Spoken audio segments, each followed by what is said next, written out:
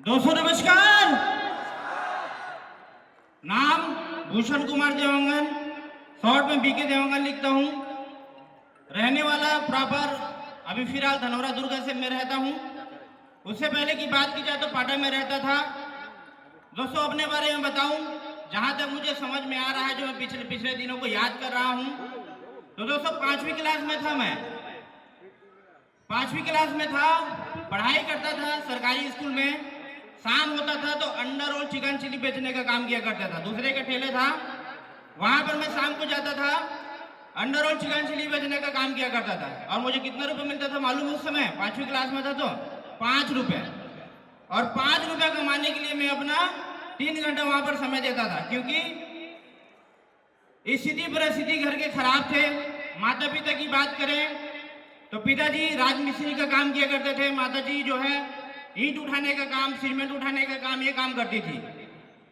एकदम गरीब फैमिली से बिलोंग करने वाला व्यक्ति मैं।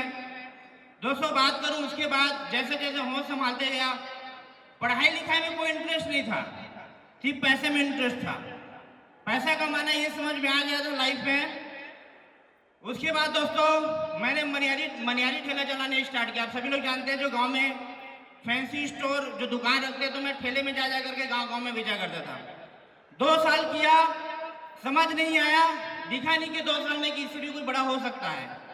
फिर मैंने प्रयास किया, चेंज किया अपना धंधा। मैंने याद किया जब मैं पढ़ाई करता था 5वीं क्लास में, तब मैं क्या करता था, तो मैंने सोचा कि मैं फिर से अंडा रोल चिकन चिली का दुकान में खोल लूं। मेरे पिताजी कहा करते थे, बेटा गुपचुप का दुकान खोल ले, अच्छा चलता है। तो मेरा एक्सपीरियंस था अंडा रोल चिकन चिल्ली वाला, तो वो मैं बनाना शुरू किया। 2 साल तक मैंने वहां पर अपना दिन और रात दिया, सुबह से रात दिया। 2 साल तक मैंने समझ में आया कि पैसा कितना बचा पाया, मात्र 8,000 रुपया, खाया पिया बराबर। फिर उसके बाद 2 साल करने के बाद और समझ में आया कि इससे भी कुछ नहीं हो सकता। फिर मैंने क्या किया, भारतीय स्टेट बैंक से मैंने 1 लाख रुपए का लोन लिया स्टेट बैंक से, और मैंने शुरू किया कपड़ा बेचने का। एक सेकंड हैंड 50,000 रुपए का कार खरीदा था और 50,000 रुपए का कपड़ा खरीदा था, अल्टो 800। ठीक है, उसके बाद क्या हुआ, वो भी चलते गया। वो भी 2 साल बाद समझ में आ गया कि इससे भी कुछ बड़ा नहीं हो सकता। देखिए दोस्तों, बचपन से मैं कहीं ना कहीं प्रयास में लगा था कि कहीं ना कहीं जिंदगी में कुछ तो बड़ा हो, बड़ा पैसा कमा पाऊं। बचपन से था बड़ा सपना। अगर कोई कार में चलता तो क्यों चलता, अगर कोई अच्छा बाइक मेंटेन करता क्यों करता, मैं क्यों नहीं कर सकता। अपने आप से सवाल करता था, मैं गरीब घर के बजाय अमीर घर क्यों पैदा नहीं हुआ। लास्ट में एक समझ में आया कि गरीबी माँ बाप का था, उसको नहीं बता सकते, लेकिन भूषण तू अपने आप को बता सकता है। प्रयास करते गया, कोई कामों में सफल नहीं हुआ। जी हाँ दोस्तों, कोई कामों में सफल नहीं हुआ। उसके बाद दोस्तों जो लोन लिया था, लोन को भी पटा नहीं पाया। क्या हो गया, नोटबंदी हो गया उस समय, नोटबंदी। अब मैं जो धंधा स्टार्ट किया था, अब उसका तो बैंक का लोन तो देना पड़ेगा ना। और लॉकडाउन में उतना ज्यादा धंधा नहीं चला, तो क्या हुआ, जो लोन लिए थे, कपड़ा लाए थे, बेच दिया, उसका क्या किया, पेट चला लिया, अपना घर चला लिया। अब उसके बाद लोन पटाने के लिए पैसा नहीं था। तकादा वाले लोग घर परेशान कर दिए थे। स्टेट बैंक के अलावा कई ऐसे प्राइवेट बैंक थे, वहां पर मैंने लोन लेकर के रखे थे। करीबन 5 से 7 लाख रुपए का लोन मैं ले चुका था दोस्तों। उसके बाद लॉकडाउन आया तो बोले माता पिता जी ने, बेटा कुछ काम नहीं है, कर्ज वाले लोग घर में आकर के तगादा मारे, इससे अच्छा एक काम कर कि घर में कपड़ा बुनने का काम वो शुरुआत कर। दोस्तों मैंने अपने सारे सपने तोड़ करके, जी हाँ, मैंने अपने सारे सपने तोड़ करके मैंने कपड़ा बुनना काम किया। अपने आत्मा को मार करके, बड़ा बड़ा सपना देख रहा था, अपने आप को मार करके कपड़ा बुनने का काम किया। फाइनली तीसरा लॉकडाउन हुआ। बताना चाहूंगा दोस्तों, कपड़ा बुनते थे, धागा भी आना बंद हो गया। अब उस समय ऐसा था, गैस सिलेंडर बनाने के लिए भी पैसा नहीं हुआ करता था। बच्चे 10 रुपए भी मांगता था ना, तो भी 10 रुपए पैसा नहीं होता था देने के लिए। बीवी सामने में बैठी है, सिलेंडर नहीं होता था।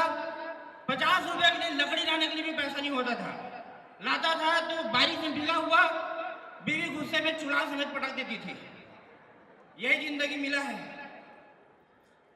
दोस्तों उसी दौरान फेसबुक चलाने की अच्छा आदत है, सभी लोगों को पता है फेसबुक चलाने की अच्छा आदत है। उसी समय मेरे गुरुदेव का नंबर मिला, जिनका नाम है सौरभ साहूसा, जो कि कंपनी के डायरेक्टर। एक बार जोरदार ताली जाऊंगा सर के लिए। दोस्तों माँ बाप ने तो पैदा किया, भगवान ने अच्छा हाथ पर दिया, लेकिन सर ने जिंदगी जीना सिखा दिया और जिंदगी में काबिल भी बना दिया कि दिव्यांगन तुम यहाँ तक जा सकते हो। जैसा जैसे बोले वैसे वैसे काम किया। दोस्तों पहले महीने की इनकम में बात करूं इस डीएमपीएल में, पहले महीने टोटल इनकम की बात की जाए 1,06,00,000 रुपए इस डीएमपीएल से मैंने इनकम कर लिया है। दोस्तों जाते जाते एक लाइन में बोलना चाहूंगा, न संघर्ष न तकलीफें, न संघर्ष न तकलीफें, क्या मजा है जीने में। अगर आग लगा लो सीने में, मैं भूल गया।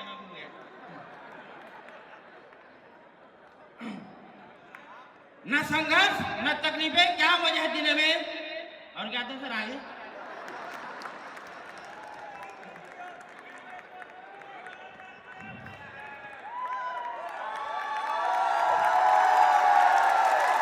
जब आग लगी है सीने में तो बदल जाती है जिंदगी बहने में। शेरो शायरी नहीं आता, कोई शायर नहीं हूँ, बस इतना चीज आता है, पढ़ा लिखा कम हूँ, दिमाग नहीं लगाता, सिस्टम को फॉलो करता हूँ, पैसा कमाता हूँ। Thank you so much. दोस्तों अगर मैं कम पढ़ा लिखा आदमी अगर डीएमपीएल में सक्सेस हो सकता हूँ तो आप सब हो सकते हैं। मैंने पिछले बार महाकुंभ में भी कहा था।